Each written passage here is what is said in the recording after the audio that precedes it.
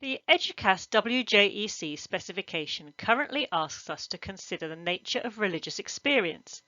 This is the second of two films that will consider each of the four elements outlined by the specification and explain what religious experience is like.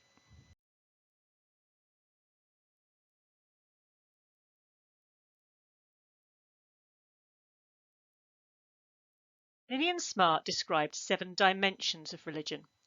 These 7 dimensions were a modular approach that identified essential features of religion that are common across all types and varieties of faith.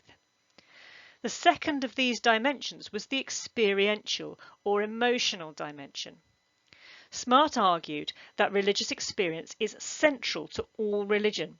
It is part of seminal events that bring about the faith, such as visions of Muhammad or the enlightenment of the Buddha. These experiences give rise to feelings that generate rituals, doctrines, and myths and give power to these otherwise cold or lifeless dimensions.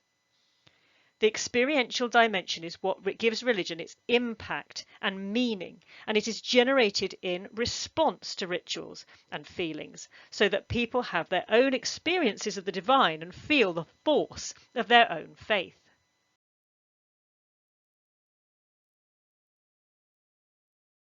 Mysticism is a difficult type of religious experience to define.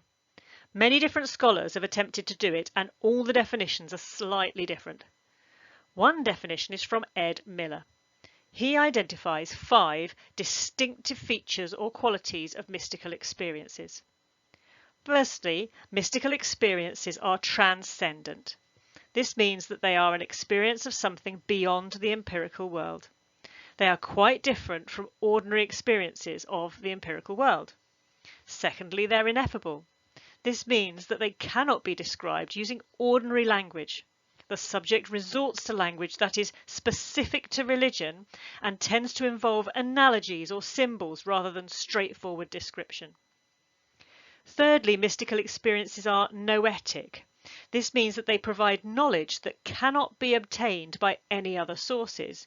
No amount of reasoning or observation of the natural world can provide anyone with the same understanding. Fourthly, mystical experiences are ecstatic. This means that they consist of a heightened emotional state of rapture or euphoria that has a dramatic impact upon the person who experiences it. Finally, Miller says that mystical experiences are unitive. This means that the subject experiences a sense of oneness with the divine, as though they've become part of the divine.